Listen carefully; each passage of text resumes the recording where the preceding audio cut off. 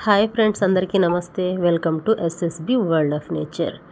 ఈరోజు నేను చికెన్ బిర్యానీ చేయబోతున్నాను ఫ్రెండ్స్. దీనికోసం ముందుగా నేనైతే చికెన్ తీసుకున్నాను. ఇందులో అన్ని మసాలాలు కలిపి పెట్టేస్తున్నాను ఫ్రెండ్స్. ఇలా మనం మసాలాలు ముందే కలిపి పెట్టుకుంటే ఒక గంట ముందు బాగా మనకి చికెన్ మసాలాలు బాగా మ్యాగ్నెట్ అయ్యి చాలా బాగా టేస్ట్ వచ్చింది. నేనైతే మసాలాలు అల్లం వెల్లుల్లి పేస్ట్, ఉప్పు, పసుపు, కారం, అలాగే పెరుగు, ఇందులోనే ముందుగా మనం కడిగి పెట్టుకున్న కొత్తిమీర, పుదీనా యాడ్ చేశాను ఫ్రెండ్స్. అలాగే గరం మసాలా, చికెన్ మసాలా, ఇందులోనే నేనైతే ఒక లెమన్ అయితే పిండేస్తున్నాను ఫ్రెండ్స్, నిమ్మరసాన్ని. ఇప్పుడు ఇదంతా బాగా కలిసేలా కలుపుకుందాం. చూడండి, ఈ విధంగా మొత్తం బాగా కలిసేలా కలుపుకుందాం. ఇప్పుడు దీన్ని కలిపిన తర్వాత ఒక గంట వరకు మనం పక్కన పెట్టేద్దాం మూత పెట్టేసి. ఇప్పుడు ఒక వెల్లడుపుగా ఉన్న గిన్నె తీసుకొని అందులో ఆయిల్ వేస్తున్నాను ఫ్రెండ్స్. ఇందులో హోల్ గరం మసాలా అయితే వేసాను. లవంగాలు, చెక్క, మొగ్గ, అలాగే బిర్యానీ ఆకు అన్నీ వేసేసాను. ఇప్పుడు ఇందులోనే ఆనియన్స్ అలాగే పచ్చిమిర్చి అయితే వేసాను ఫ్రెండ్స్. నేనైతే కట్టెల పొయ్యి మీద చేస్తున్నాను ఫ్రెండ్స్. నేనైతే 1 కిలో వరకు అయితే నేను రైస్ కుక్కర్లో అయినా సరే, గ్యాస్ మీద అయినా చేస్తాను. కానీ దానికన్నా ఎక్కువ చేయాలంటే మాత్రం ఇలాగే కట్టెల పొయ్యి మీద చేస్తాను ఫ్రెండ్స్. చాలా బాగా టేస్ట్ ఉండిద్ది. ఇప్పుడైతే ఆనియన్స్ వేగిపోయినాయి కదా ఫ్రెండ్స్, ఇందులోనే టమాటాలు వేసాను. టమాటాలు కూడా వేగిపోయినాయి ఫ్రెండ్స్. ఇప్పుడు ఇందులో అల్లం వెల్లుల్లి పేస్ట్ అయితే యాడ్ చేస్తున్నాను.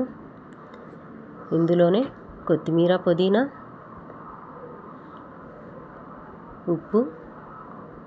ఉప్పు అనేది చూసి యాడ్ చేసుకోవాలి ఫ్రెండ్స్, ఎందుకంటే మనం ముందుగానే మసాలాలు యాడ్ చేసాం కదా చికెన్లో. ఇందులోనే పెరుగు అయితే వేసాను ఫ్రెండ్స్. ఇప్పుడు ఇదంతా బాగా కలిసిలా కలుపుకుందాం. ఇప్పుడైతే మసాలాలు కూడా బాగా వేగిపోయినాయి ఫ్రెండ్స్. ఇందులో మనం ముందుగా కలిపి పెట్టుకున్న చికెన్ వేద్దాం.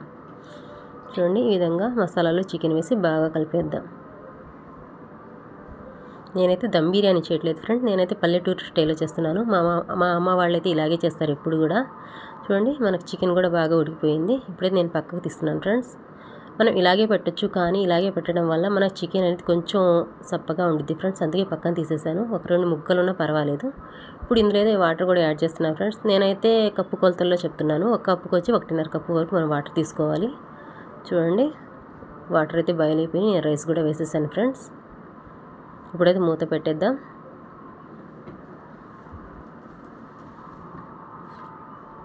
చూడండి ఫ్రెండ్స్, మనకి రైస్ అయితే బాగా ఉడికిపోయింది. 70% వరకు ఉడికింది ఫ్రెండ్స్.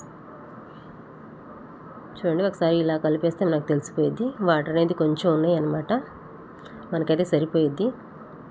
ఇప్పుడు ఇందులోనే మనం ముందుగా తీసి పక్కన పెట్టుకున్నాం కదా చికెన్, అది యాడ్ చేసేద్దాం ఫ్రెండ్స్.